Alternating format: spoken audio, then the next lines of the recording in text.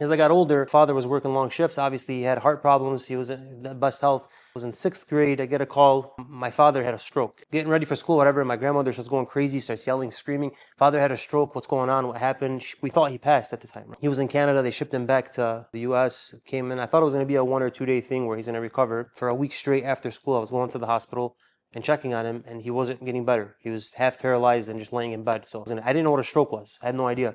Turns out this thing was almost a 10-year thing for him. And through that phase, being in 6th grade, father's sick, I went through 6th, 7th, 8th grade, started taking care of my father. I used to shower him, I used to dress him, I used to take him out. And I was also in school at the time. So 9th grade, I had to drop out of school. I couldn't do it anymore. I found another part-time job, started working at restaurants. One guy came to my school, I was in O.L. Smith, came in there, he said, "We're pulling you out of school so you can go work." And I said, "Work where?" And he said, "Don't worry about it, come with me." So he took me to this oil change in Royal Oak, and he gave me a gorilla costume. He said, "Put this on and hold the sign up." And I'm like, "Fuck is this?" Yeah. He said, "Put this." So we used to do odd jobs, man. I used to do everything under the sun. We literally did everything. Time went by, just kept working these odd jobs, whatever, for years, taking care of my father. Lost my childhood. I didn't have it. 6th grade. Friends were Yeah, at, yeah. bowling alleys, they were working. I was at home supporting my father, taking care of him and going to work.